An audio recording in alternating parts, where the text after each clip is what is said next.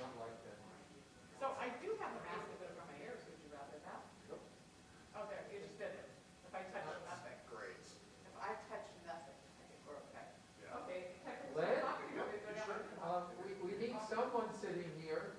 Glenn, you may be the audience.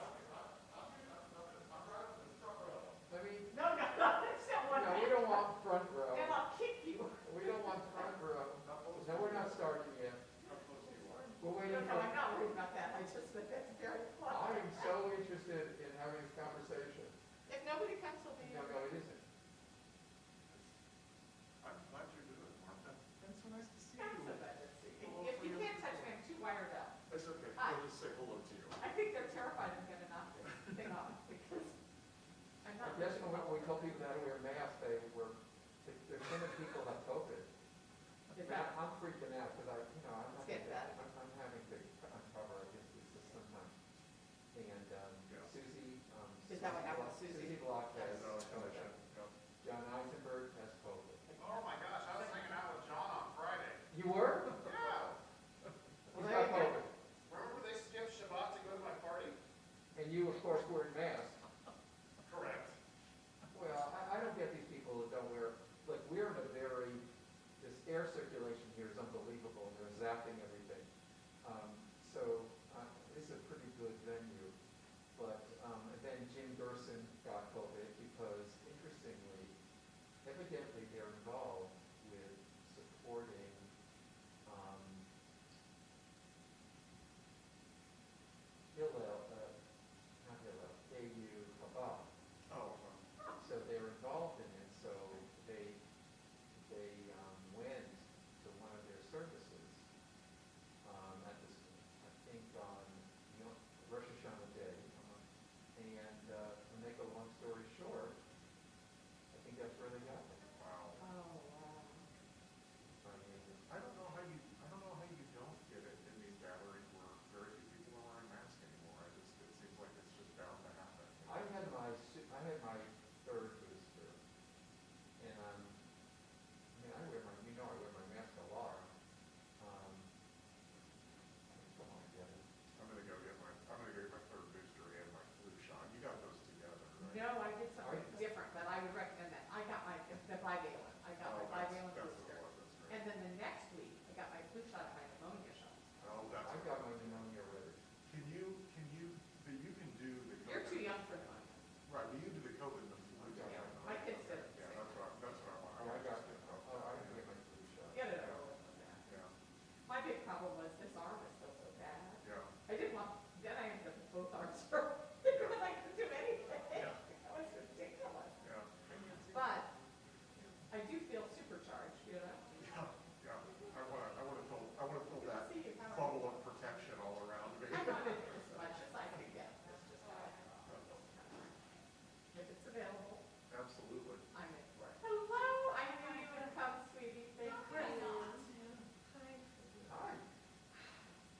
I'm so glad to see you, Barbie. How are you? Hey, Rabbi. I'm very Yeah. wired up. You got You your are? back He's got me and wired everything up is- just fine. So, oh, literally. You have us on camera? Huh? We're on camera? Yeah, you are. I would. I'd be good. Because I didn't. I just got back. Please tell her I love her. I'm like, she knows, but I'll tell her. Well, we were texting earlier. Oh, were you? We're going to do a TV show together. We are. She was just telling me about him. No. Yes. That night thing. Yes. From what we were saying about Daniels. Yes. She was just telling me about that. And he heard Deb and me, I was on that call. he was on So that. he heard that. Yeah. Yeah, that's But so cool. she and I were texting on a three-way that we had him on today, and then I suddenly realized he's Orthodox. Oh, He's God. not going to be happy with He Jewish is girls for your our- bad shoes texting on Yom Kippur. Yeah, but it's, we share people, we're really one person, so it's all right. Exactly. We're just not sure with the seating capacity. Hey, how are you? I'm good, thanks. How are you? Good. And the babies? The babies are so good. Nathan texted me a picture this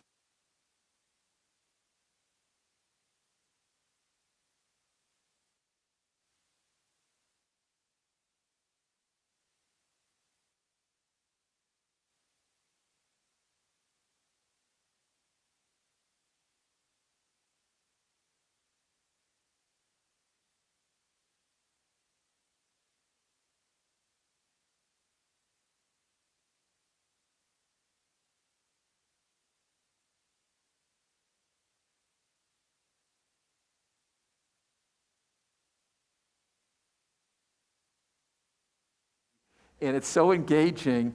And then Jane, you're here. I was about to say, Jane just read it, and we were doing like dramatic readings from it. Jane, thank you. That means so much to me. It is so good. So if you we're not here to sell books, but I'm telling you, you definitely should get this book because it's really interesting. And this, okay, so why don't you do your thing?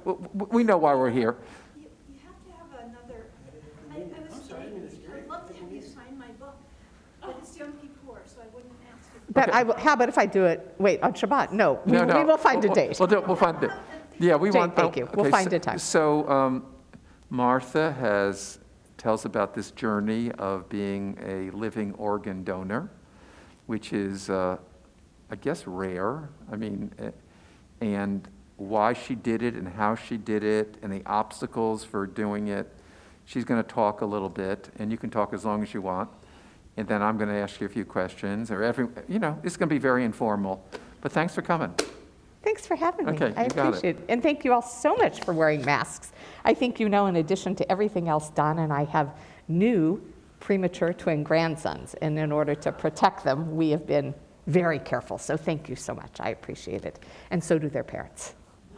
I thought I'd start with some facts because the world of organ donation isn't something that other people dwell in as much as I have been dwelling in it.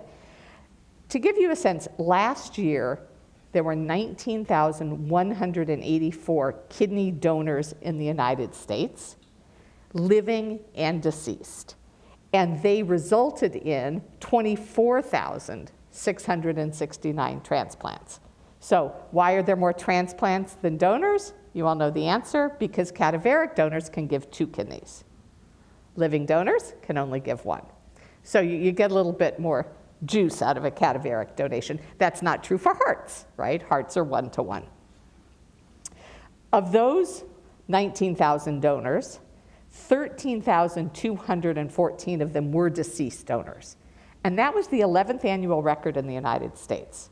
We are doing an increasingly good job every year of educating people to sign their organ donor card, to talk to their families, because that's also very important. But also, the odds of somebody who dies being able to donate their organs are really very low. Only about 2% of people die in such a way that their organs are usable. If you die from cancer, if you die from old age, if you die from many kinds of conditions, your organs probably aren't usable. It has to be a traumatic brain injury, a car wreck, a motorcycle accident, which is why those numbers are so low. But there's an age limit, of course. So not for cadaveric organ donors. Yeah. I mean, an older person who dies, their organs may still be useful. Okay, that's interesting. They may still be, but you have to die in good health. Okay, got it. Or at least in good health for that organ. The people, Jane, you work with in the Heart Institute, their organs are not going to be useful. Right, probably quite unlikely. So 13,000 people who died donated their organs. Their families agreed. It's a mitzvah. It's a miracle. You should sign your organ donor card. 5,970 of those people were living donors. They were people like me who donated either 1 of their 2 kidneys or half of their whole liver. Sometimes lungs, sometimes pancreas, but very, very unusual. It's either a partial liver or 1 of your 2 kidneys. And of those people, 1,958 gave to a stranger. Everybody else gave to a relative. So I am one of 1,958 people. It's very, very rare. So how did I end up in that story? I think many of you have read about the story or heard me speak before. I was reading the Kansas City Jewish Chronicle, sitting at home on my bed, and there was a front page story about a woman who needed a kidney. And I think you all know the woman was Deb Porter Gill, Barbie's sister. There was a picture of Deb, big smile. She's a beautiful, beautiful blonde. I mean, she's really an extraordinary person. She had been an attorney. She had lived in Kansas City, raised her kids here, but now lived in Fort Lauderdale, Florida. And Deb had already had a kidney pancreas transplant. Her kidney and her pancreas had failed when she was still in law school, very young. and she had a double transplant from a cadaveric donor. If you get both, a kidney and a pancreas, it has to come from a cadaveric donor. A living person can't do that for you. So those organs had made it for 18 years. That's a really long time to live with somebody else's organs. Her pancreas were still going strong, and they still are today, but the kidney was starting to fail, and the doctors told her she needed to find a donor. And in fact, because she was a double transplantee and a complicated situation at that, they said she wouldn't live to find a cadaveric donor. That waiting list is pretty long. She needed to find a living donor. So that's what the article was like. I don't know if any of you saw it. It was 2017 December, Kansas City Jewish Chronicle. So I'm reading the newspaper. I'd just retired. I don't believe God speaks to us individually. Rabbi, that is not my theology. I do not Neither believe, is mine. I do not believe God says, moop. But I will tell you, when I read that article, I felt like it was talking to me. Now, maybe, that could have happened a million other ways and things, but that's how I felt. I read it and I thought, this will be important. That's really how I felt about it. I didn't think my kidney to Deb. I thought, this is important. Okay, this is important. I have a family history of living kidney donation, and I think that's probably a reason it triggered this is important with me. Many of you have heard me talk about my cousin Ann Goldstein in Omaha. My favorite cousin, I know you're not supposed to have favorites, but Ann was my favorite. She was married to my biological cousin Donald, and Ann had polycystic kidney disease. Polycystic kidney disease is responsible for about half of the kidney disease in our country. It's an inherited condition. Ann's mother had died of it, her brother had died of it, and she was very, very sick. This was 20 years ago. And I loved Ann. I'd have done anything in the world to save her. She was on dialysis. She needed a transplant. I wasn't even the same blood type. We weren't related. There was no hope. It turned out a very good family friend, Cheryl Cooper. I will tell you, Cheryl Cooper's brother-in-law lives in Kansas City and goes to Beth Torah. There's a Kansas City connection. But Cheryl Cooper in Omaha, Ann's best friend, said, I'm going to be tested. And lo and behold, complete stranger, not stranger, but not biological relative, Cheryl was a match. And Ann received a living kidney transplant. So this was part of my family's story, somebody who was extremely important to me. Life was saved, and Ann lived another 9 years. She was pretty sick by the time she had her transplant. Dialysis had really worn her down. But during that time, both her daughters got married. We were at the weddings. She saw the birth of 4 grandchildren. She came to my son's bar mitzvah, my daughter's bat mitzvah, and the very last trip she made out of town was to Kansas City in 2010 when my mother died, and she came to the memorial service. So my family's life was profoundly enriched by someone giving away a kidney. So that was in my head. I'll tell you the other thing that was in my head. Years and years before, 30 years before, someone I knew was looking for a bone marrow match for his granddaughter. And a bunch of us at work, it was an employment friendship, a bunch of us at work got tested to be bone marrow donors. I was no match for that guy's granddaughter, and in fact, I don't even know the end of that story. But I matched to a 6-year-old girl in the database who needed bone marrow. The odds of matching to a non-relative for bone marrow are even worse than kidneys. It's 1 in a million. But I was a perfect match. We never did the transplant. After I matched, they wrote and said, we don't need you. We're putting you on hold because of HIPAA. We can't tell you anymore. I don't know what happened. I don't know if she died. I don't know if she got well. I don't know if a family member matched and they didn't need me. I don't know. That little girl would be 35 now.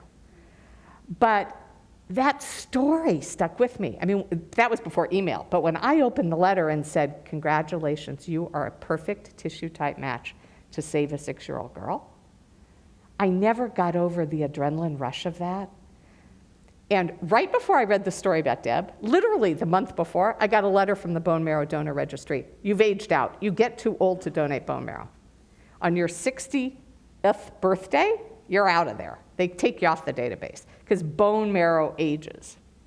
So I'd been kicked off the Bone Marrow Donor Registry. Wherever this girl is, I'm never going to save her life because I've gotten too old. my cousin's experience, and now I'm reading the story about Deb, and I had just retired. So you can see how life conspires to bring you together. Nonetheless, I always tell people who say you're a living saint, oh my God, this is what I want to say. There was a 1 in 100,000 chance that I would match with Deb. I wasn't doing anything heroic when I called. I was entering a 1 in 100,000 lottery. This is what I really thought. Nothing's going to come of this, but I'll feel ratty if I don't try it, so what the heck. But something did come of it. First, and this was the Mayo Clinic, Deb was registered there. She was complicated medically and had to be at really the very best clinic in the country. I called Mayo. They sent me a box. You send back your blood. First phone call, you're the right blood type. B positive. B positive is pretty rare. It's about 8% of the population. Oh, okay, this is getting kind of cool. We want to test some more. There are a whole lot of tests. It's not just that. HLA tissue typing, it's called. The goal is to be sure that the organ donor and the recipient are enough of a match that when they get your organ, they don't immediately reject it as other. You want it close enough that they'll hold on to it. Sure, so we did some more blood tests that they called, you are a perfect 6 out of 6 HLA tissue type. And Barbie, I mean, you were part of the story. Barbie's Deb's sister, so for those of you. I don't match her. Right, I would not be a match to. And my brother doesn't, and you do. It's just, what? It is not. Now, if she had a twin sister, If she did. she had an identical twin sister, she would have matched. Right. But there's no guarantee. Your odds were much better than mine. I have another friend who also read that article, who also called, who also had her blood tested. She wasn't even the right blood type. Only 2 people in our community called the Mayo Clinic from reading that article, and one of them was a perfect match. What are the odds of that? So the Mayo Clinic called me and said, you are a perfect match. And I will never forget, I was at the roastery in Westport when I got the call. It was the same way I felt when I found out I was pregnant. Something miraculous has happened. My body is a miracle. So I said to them, well, I have to make plans. Yeah, I mean, many of you know me. I'm an MBA. I like schedules. I like calendars. I have to make plans. My son has a wedding coming up, and I need to know. I need to call her. They said, oh, we can't give you her phone number. That's HIPAA protected. So what, you'll give her my kidney, but you won't give me your phone number? No. I said, well, how am I supposed to find her? They said, oh, find her. So I have to tell you, Deb's name is Deb Porter Gill. This is not an easy name to find. I mean, I Googled it, I got, but because Don had her in the JFS database, but he wouldn't give me her phone number because that's proprietary. So I did what any of you would do. What would you do if you were trying to find somebody today? Facebook, you betcha. I thought, surely this woman is on Facebook, right? Surely, she's looking for a kidney. She must be on Facebook. So sure enough, you type in Deb Porter Gill. Any of you should feel free, Deb pops. And I sent her a message on Facebook and said, you don't know me, but I live in Kansas City. I read your story in the Jewish Chronicle, and the Mayo Clinic tells me we are a perfect match. If you don't want to talk, I understand that. Not everybody wants to meet the person whose kidney they're going to get, but I wanted you to know who I am. And if you do want to talk, I'm a planner. We should plan. So she didn't write back for a day.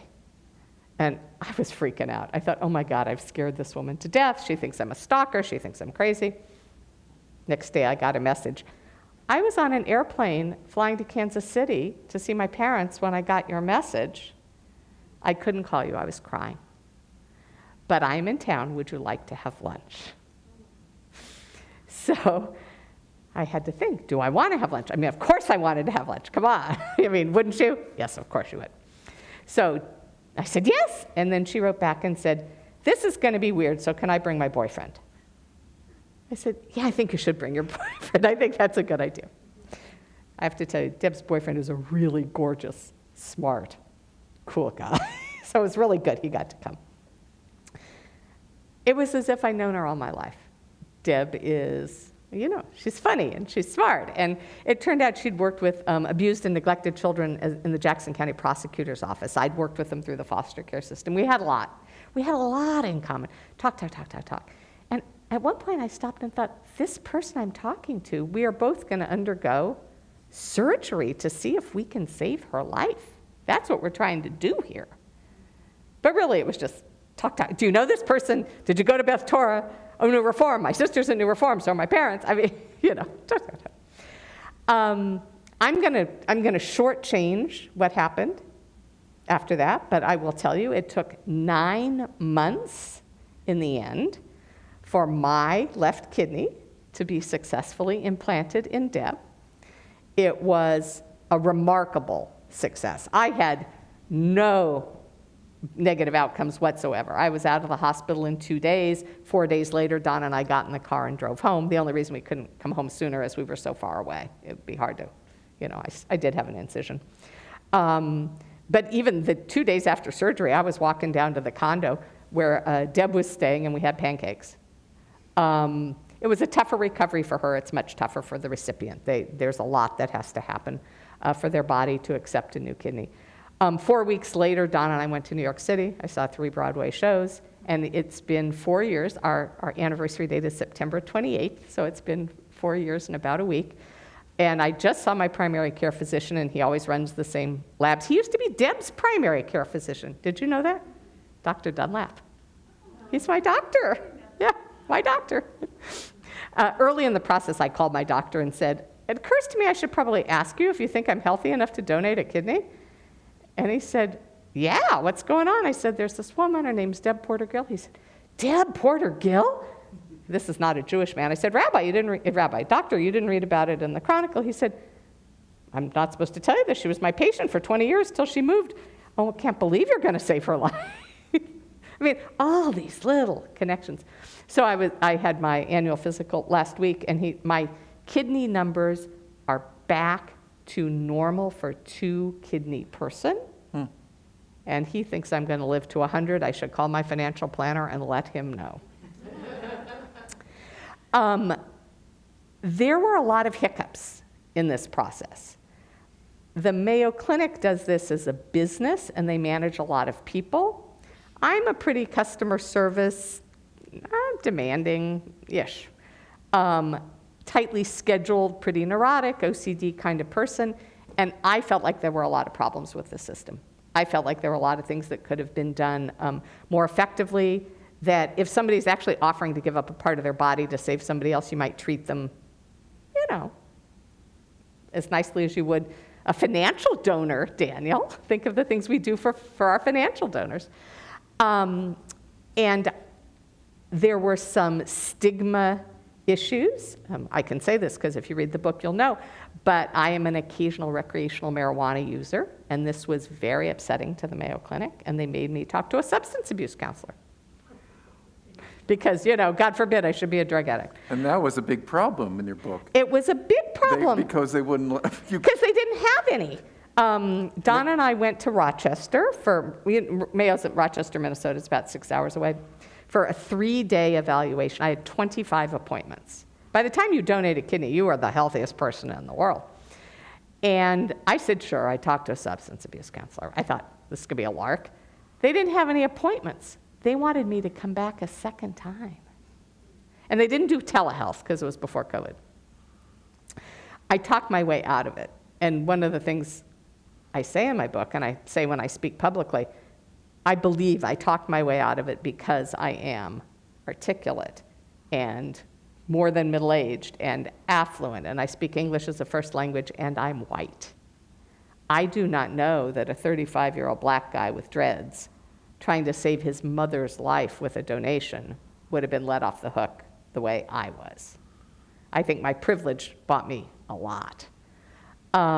So there were many things like that I came to believe were too hard. Many of them were obstacles that Don and I were able to hop over because we're resourced. Our car works. We can put gas in the car. Don took 16 days off work at JFS to accompany me on this journey. He happens to be his own employer, so he didn't get a lot of shit for it. I didn't have to take off work because I was retired, but many of you younger folks who are not retired, if you wanted to save someone's life, you'd have to take 3 or 4 weeks off work when all is said and done. And the travel wasn't cheap. In the end, out of pocket, it was about $5,000. Deb's family reimbursed us for that. It was their their adamant suggestion, and we were very grateful for that. But we were in a position to put the money on our credit card until they sent us a check. Think of all the people for whom that $5,000 is the obstacle. And I came to feel like we have the world doesn't owe us the right to volunteer. And I was doing a volunteer project. The world does not owe us the right to volunteer. But I think the world may owe us the right to save the life of our spouse, our child, our parent. And these obstacles would get in the way. But yeah, I think one of the issues you raise, if I'm not mistaken, is a real systemic problem. It isn't just a Yes. male problem. It definitely is just not a male problem. You're right. It just seemed to me that, as you said in the book,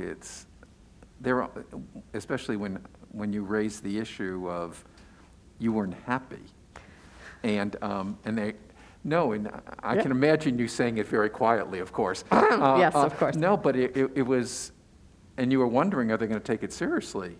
But they did, obviously. Yes. So you must be very persuasive, as we already know. I advocate effectively. How's it?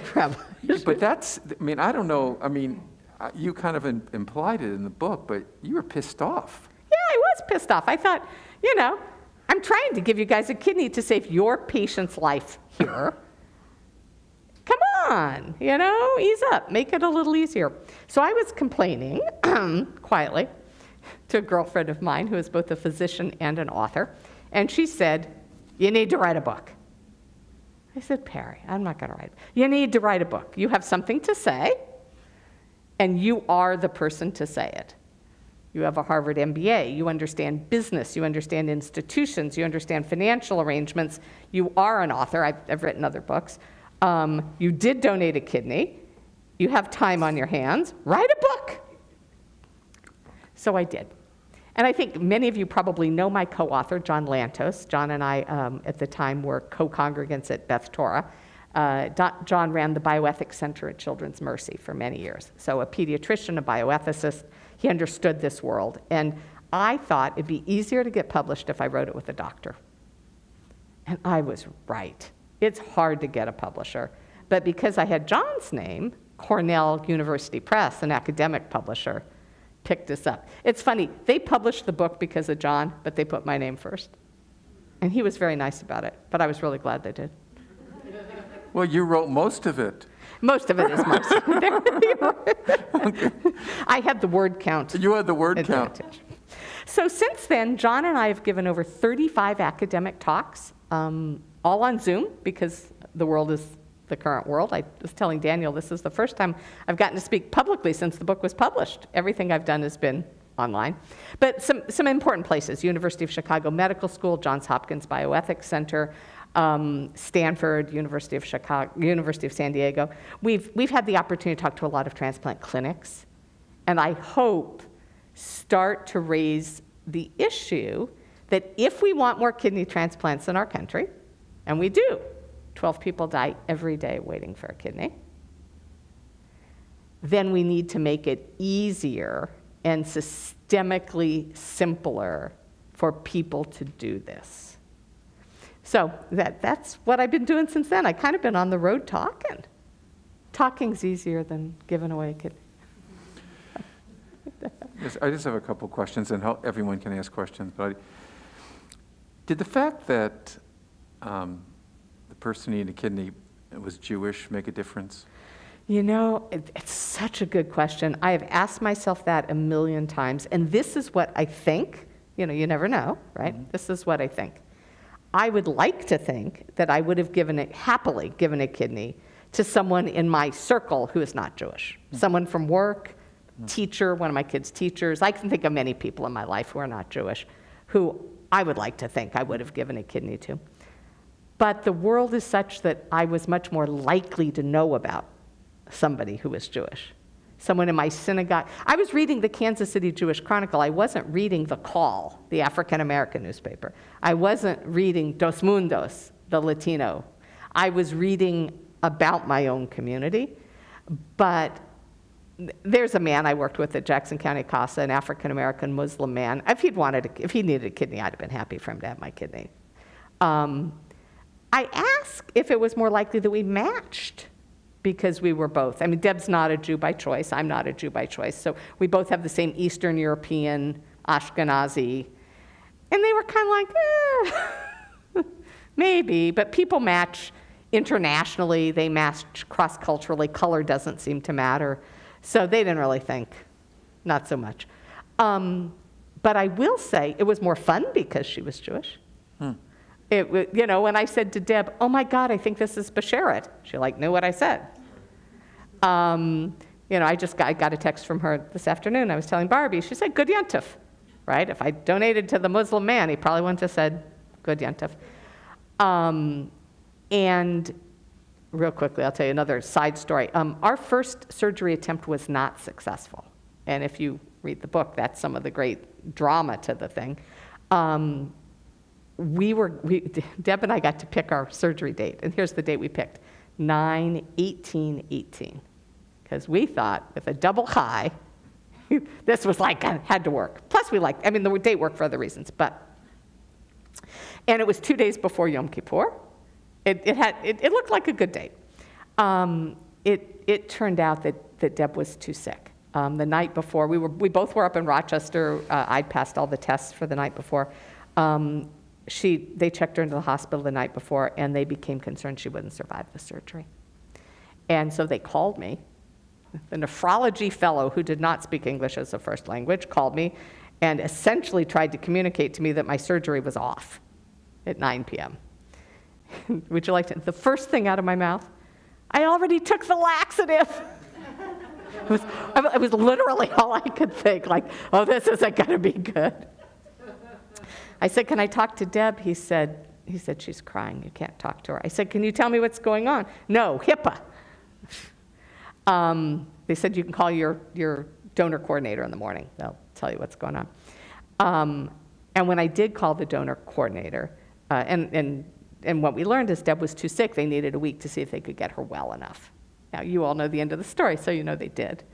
But the donor coordinator said, what can we do for you? It was a time they were very helpful. What can we do for you? You and your husband are here in this hotel. Because of the laxative, you were going nowhere for a while. And I said, we need somewhere to go to Yom Kippur services, to Kol Nidre, tomorrow night, because we weren't going to leave. And I assumed I'd be in the hospital for Kol Nidre, recovering. They called right back. There was a rabbi who was a chaplain. She was affiliated with the local Reform congregation. They had called and made sure that we had tickets. That was something they were very good about. But again, it sort of mattered to me that I could say to Deb, Don and I are staying. I'm not deserting you. We found a place for Kol Nidre. If you couldn't say that to someone, you could still give them your kidney, but it won't be the same. And you'd never speak in your synagogue and have their sister sitting here. That would never happen. Would you give to someone who wasn't a Jew? Would that matter? No. Yeah. You're quick to know that. Oh, that would be irrelevant. Yeah. Let me ask you the tougher question. You want to know the tougher question? Sure, why not? What if I hadn't liked her? Well, that was the question I was going to get at. Why did you want to know her? I mean, because start there. Because that to me makes it more difficult, not less difficult. I mean, why did you want to? I mean, you're more difficult. Like, what if you don't know? What if you don't like them? Or what if they get sick? It just makes it. You're giving a kidney, which is you're not involved in their emotions. Mm-hmm. I mean, you did something really interesting in a book where the surgeon that you were planning on wasn't available, so they said, oh, we'll have the same surgeon do both. And you said, very wisely, no, I want the surgeon who's looking out for me on that day. Yeah. I mean, so, when I started thinking about that, I said, boy, first of all, Martha's smart. Okay, I mean, which was, yeah. But again, it's about that personality of that person. I just was imagining all of the contact that you had with Deb was would make it, from my point of view, more difficult, not easier. That's really interesting. I didn't feel that way. Partially, I mean, I am really a planner. I am like not overstating this when I say this. Nothing makes me happier than a spreadsheet, a calendar, a schedule. I didn't want to have to do that with some anonymous email account. I mean, it takes a lot of scheduling to Sure. get two people and their teams and their search. I wanted to plan with a person. Right. Turns out Deb's a planner too. So that was really good. And in fact, she had some ideas. Sometimes I'd hit these obstacles at Mayo, some ways that she knew how to work around it. She knows how to work a system. She's a lawyer. So I wanted a partner, I think, is the way I think about it in this project. And I think I only realize now, after the fact, because it went so well, how fraught it could have been if it had gone the other way. So let me tell you the things I did think about. I'm going to meet this woman. So I know some things. I know she's Jewish. And I kind of have a sense that, like me, she's a progressive liberal human in the world.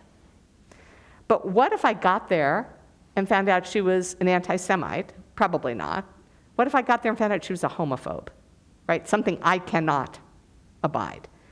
What if I found out she'd been a Trump supporter? I was working really hard on the other side of that election campaign. Would I have backed out? I was already identified as her best hope in the world to save her life. Sense. So, yeah, see, that's right, and you're saying better not to know. Well, I don't know. Am I the only one who thought this? Maybe I'm the odd man out, odd person out. I think you got lucky that she was somebody that you were friends with, that you would have gotten along with. But if there's a chance that you reached out and she did say all that stuff, that it would have been less likely. Yeah, I mean, I can think of things somebody would say that would make me be like, Yeah. But I think, wasn't it the case, as you described it in the book, that you had so many obstacles? If you weren't emotionally invested in her, at many times you could have said, screw that, I can't deal with this anymore. I think that's right. I mean, absolutely, after I met the person that I was biologically assigned to save, I wasn't going to let stuff get in the way. I'm not a stuff in the way kind of person. There are people who donate to someone they don't know. There are people who donate to no one in particular. There's a category, I'm considered an altruistic living donor because Deb was not a family member or relative, and I got to know her. But there are altruistic donors who, you can do this tomorrow if you want. You can call KU and say, I'd like to be worked up to see if I'm healthy enough to donate a kidney, and they will give it to someone on the list that you're a match for. And there are about 500 people a year who do that. They're called non-directed kidney donors. Just Friday, I talked to one, Lori Lee in Chicago. She works for Northwestern as a kidney advocate. She's a non-directed kidney donor. Her father had received a cadaveric liver. It had saved his life. That had been meaningful to her. And her pay-it-forward action was to donate a kidney non-directed.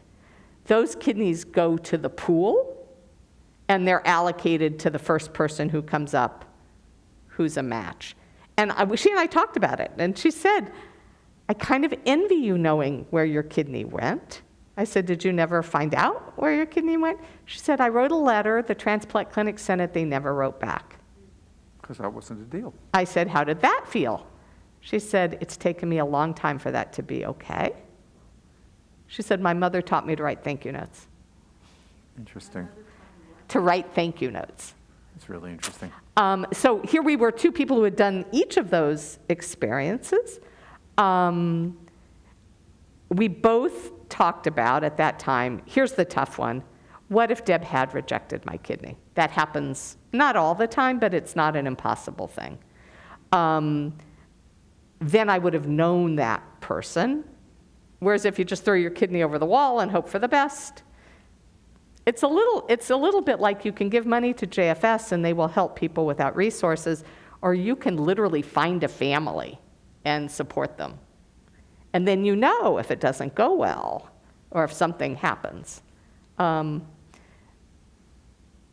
I did think, I don't know that this would have been a deal killer. I mean, honestly, once they tell you you're a perfect match, there is no deal killer. I mean, the deal killer is that something terrible happened in my family that required my time and attention. But there's no other deal killer once they tell you.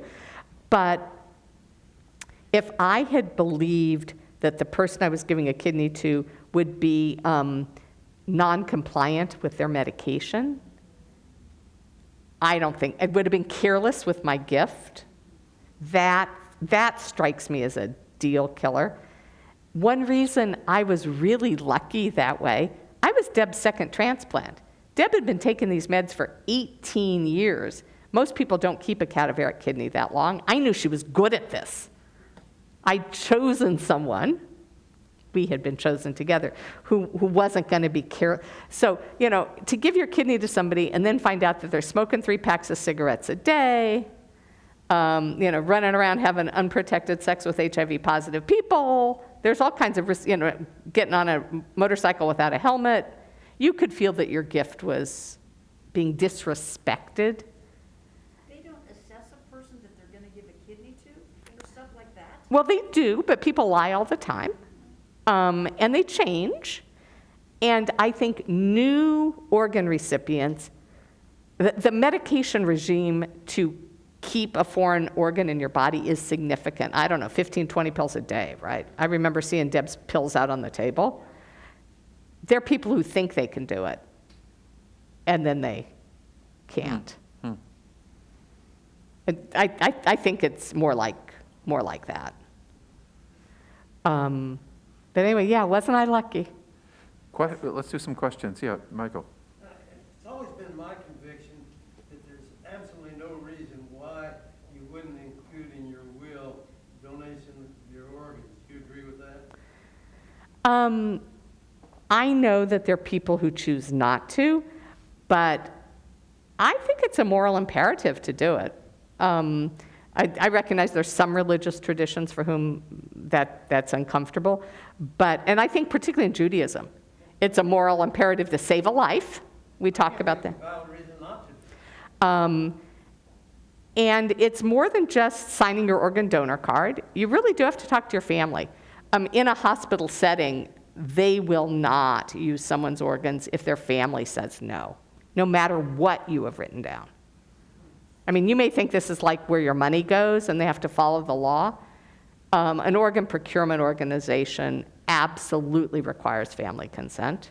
So it's 2 steps. You sign your organ card and you talk to your family. Tell them how you feel about it.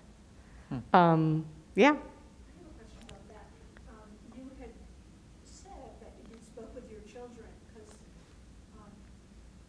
I've been in a situation where I've considered, and then I think, oh, what if I do this, and then one of my children, we would not be,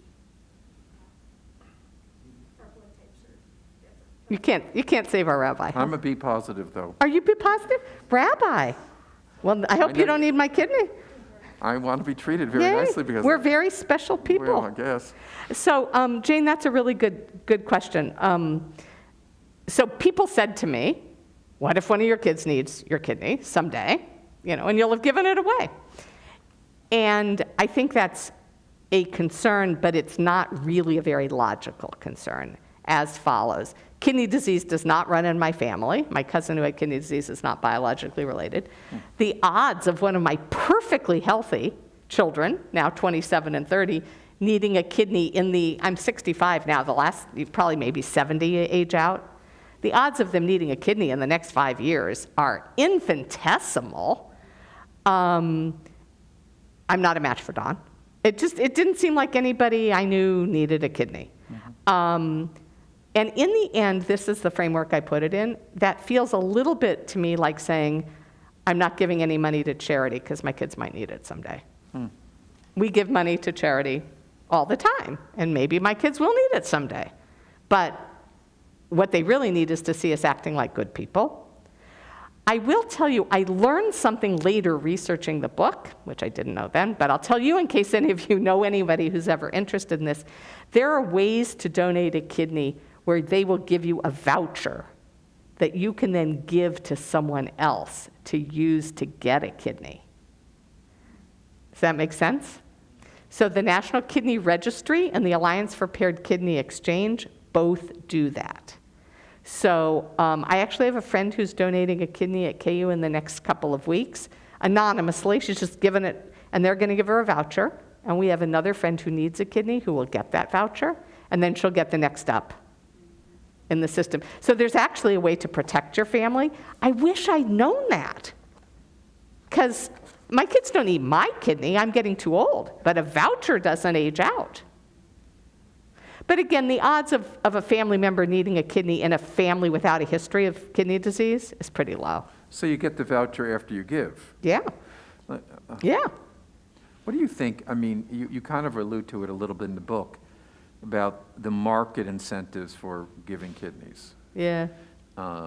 Going from what you just spoke about to selling your kidney. What are your thoughts on that? So my thoughts have evolved. I'm thinking of your T-shirts, right? I've changed my mind about this. Well, for sure, I think there shouldn't be financial barriers to donating, right? That's ridiculous. If Deb's family hadn't been able to reimburse Don and me, or hadn't offered, and we hadn't had those resources, there shouldn't have been that barrier. And there's a very specific reason there shouldn't be that barrier. Do you all know that Medicare covers chronic kidney disease in this country? Yeah, I didn't know it till I wrote the book. There are 2 diseases in this country that you are covered even if you're not 65 yet. Chronic kidney disease, meaning dialysis. And you want to know what the other one is? ALS. 2 diseases that the treatment is so expensive, nobody can afford it. Now, we don't do this for HIV, which is a chronic disease that's very expensive. We don't do it for lymphoma, I could tell you all, but we do it for those 2 diseases. I think they had lobbyists. So if any of you who are under 65 should get chronic kidney disease and need dialysis, your private insurance, if you are employed, will cover you for 3 years, and then you bump to Medicare for the rest of your life.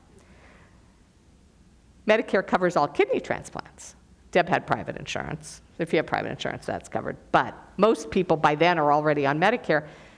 Every kidney transplant saves private insurance or Medicare over $100,000. It saves money because dialysis is so expensive that even 2 operations and a lifetime of medication is cheaper.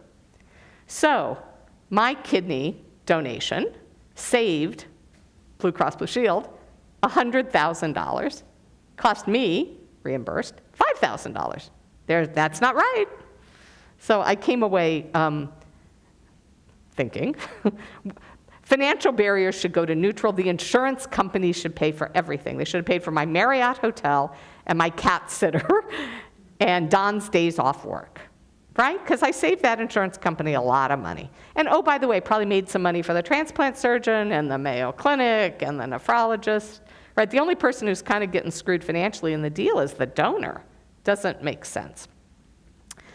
But then there's the question, should we let people sell their kidneys? If you'd asked me in 2017, before I gave away a kidney, I'd have said, that's horrific. Oh my God. Black market, rich people buying kidneys from poor people, exploitation, right? Big words. Now that I'm in this world and I've given these 35 talks to ethicists, all of whom have ideas and listened and read, I have changed my mind. Of course you should be allowed to sell your kidney. It's your property. It's your body. Yep. We let you play football, even if you end up with a traumatic brain injury. We let you volunteer to serve in the Army, even if you're going to get both legs blown off or come home with PTSD. We let you be a firefighter. We let you bear children, which, as a surrogate for money or as a volunteer for your own family, it is much more dangerous to carry a child for 9 months and give birth than it is to donate a kidney. We let people do dangerous things all the time for money. What I don't think we should do is let people buy kidneys. 2 sides of the market. In other words, I don't think, because Deb had some resources, she should have been able to go on the market and say, anybody want to give me a kidney for $100,000? That lets rich people with money, do better in the market than poor people. So I don't think you should be able to buy a kidney. I think you should be able to sell a kidney. Would there be a standard price? Yeah, I know what the number is, $50,000. Medicare should pay $50,000 to anybody who wants to donate a kidney. So I'll tell you some arguments against it. Want to hear arguments against it? If you do that, nobody will give one away for free. I have two thoughts about that. One, maybe not. But if I had donated a kidney and the government or insurance had paid me $50,000, I could have donated it to the capital campaign. I could have given it to JFS. And you know something? The whole world is based on tax incentives. Yeah. I mean, why not incentivize people to do something good? So we always talk about this. That's interesting. I thought you'd come down on the other side. We always talk about in the Torah study and everything about good. Mm-hmm. I'm more interested in the result than the reason for it. If the result is that people live, okay, we live in an imperfect world. I mean, in the best of all possible worlds, everyone would do everything for free and everything would be great. That's not the world that we live in. Why should there be a higher standard for kidney for donation? Just seems, if it motivates, the numbers you gave at the very beginning. We could, if we paid $50,000 for a kidney, the data says we could wipe out the waiting list. Yeah, I mean, we could save 100,000 Just think about it. So I just don't think, I think it's, the Talmud said the word is peshita. It's not even up for discussion from my point of view. Now, that surprises you I said that? Yeah, I don't know why. Okay. I know you're a practical ethicist. No, but it is practical. I mean, what do people think? Is anybody else grossed out by the morality of the person donating? Because they still are making that choice, whether they're getting paid or not, doesn't matter as long as the life is saved. As long as it is their free choice to do that. If they need that cash incentive to do so, or it's their mother or their sibling, then that's still their decision. Well, and I started thinking, so I'm retired now, and I volunteer my time for a lot of things. I now give away my time. Sure. It's the very same skill set I used to sell. I think they're both valuable when I sold it for wages and now that I do it for free. So I think we have a pretty clear idea of volunteerism and paid work, right, are often the same kind of thing. I think we should pay. It's illegal in this country. It's illegal in every country but Iran to buy or sell organs. But why isn't it illegal to sell plasma? Good question. The thought is that's a regenerative. So the things that you can sell legally regenerate: hair, sperm, blood, plasma, breast milk. You can sell those things. The things that are, I'm not going to grow a new kidney. And there's one body part you can rent. I bet you all can guess. What can? The womb. Yeah, that's right. You can't, but I could. You can rent your uterus. It's called being a surrogate. You can do that for money. So there's certain. I think it's a lack of imagination we think if we agree you can sell an organ, that we've somehow agreed you can buy an organ, and that you've conflated these ideas. But you could construct a market. Of course you could construct a market. But it's so interesting. Don't we think we have a problem in general? Because the abortion issue is about this too. Do I have control over my body or not? Right. So here's the thing it's closest to: sex work. Right? I mean, I can give away sex. Hopefully to my husband. Sex work. It's legal to give away sex to kind of anybody. But it is, other than certain counties in Nevada. Nevada, they tax it. Yeah. So sex work is something that, it's something that's okay to give away, but not okay to sell. Yeah, I bet you hadn't thought about being a kidney donor kind of like being a prostitute. You have no idea the things I think about.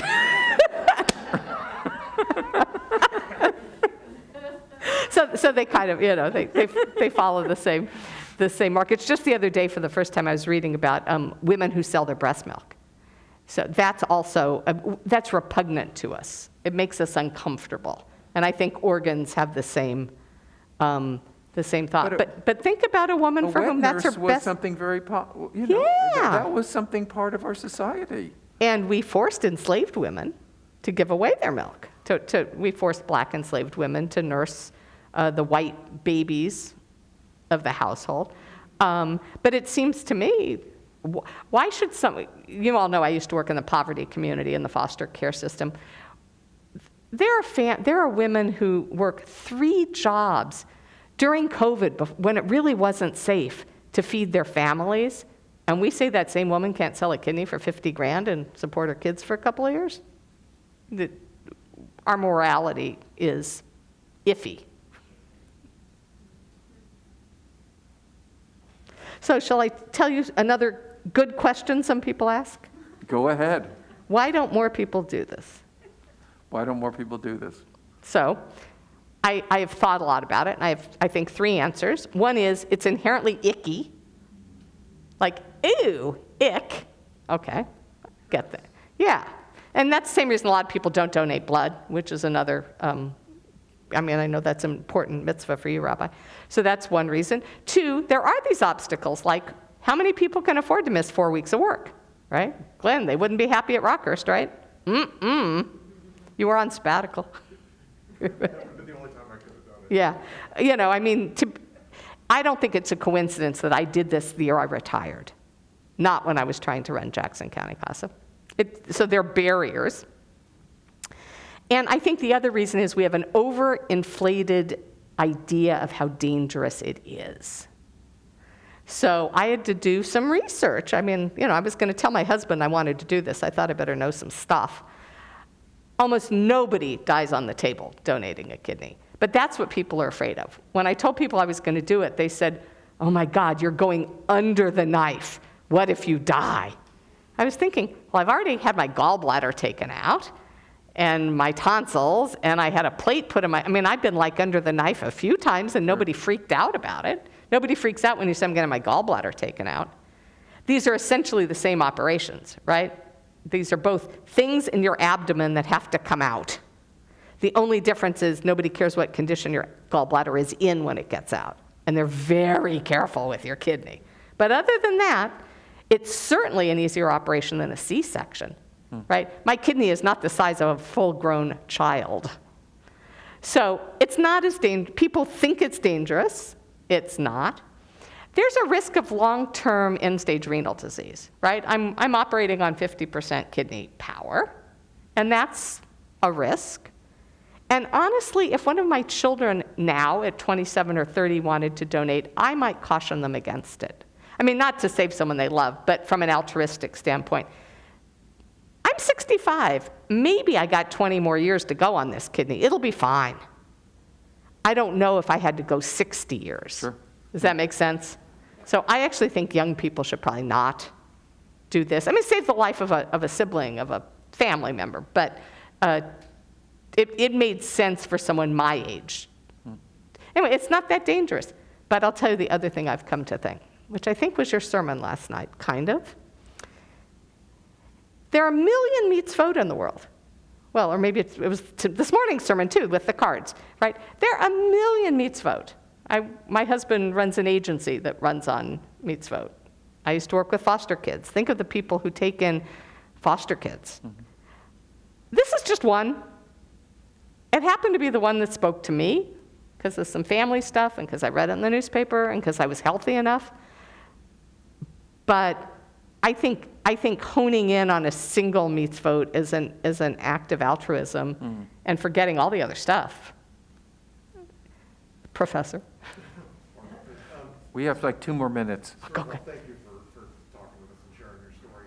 But I would like to just hear a little bit more about the thing you were just talking about, which is how your being Jewish really was a part of the decision to do this.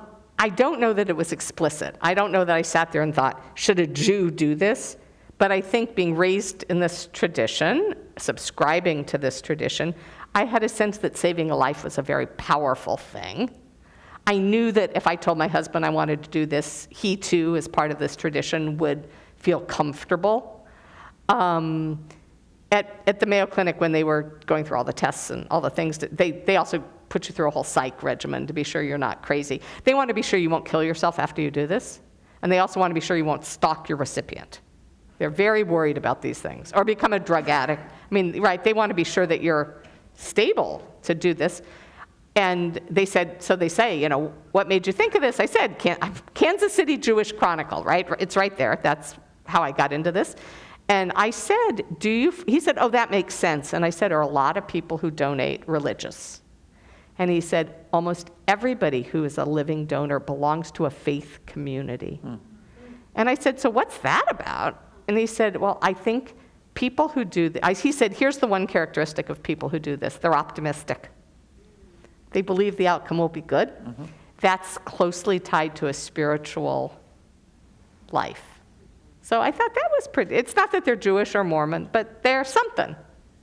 Yeah. Were there any changes that the Mayo Clinic made as a result of your book or suggestions? I don't think because of me, but because of COVID. Because COVID made telemedicine possible. And that made a lot of the obstacles I faced. But the Mayo Clinic has not invited me to speak. Yet. One more question. Any other question? Well, thank you, Martha. Thanks for letting me talk about this. Fantastic. And thank you, my friends, for being here. Okay. It's so nice. You're really inspiring to us and challenging us, so. Thanks. Well, and the moral isn't give away a kidney, but the moral is sign your organ donor card. And the other moral is do the mitzvot that's yours. Yeah. Now, I think that's what I quoted last night with Jonathan Sachs. He said, every one of us can find the spot to do the thing that we're supposed to do. And we just have to find it. But when we find it, that's the great gift each of us has to the world. I mean, I think Martin Buber said, every one of us is born to discover the special thing that we're supposed to do.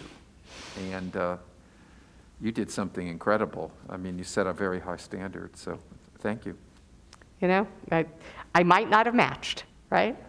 But when you do, there you go. So thank you all very much. Thank you. Gemar Chatima Tova. Thank you. That's great.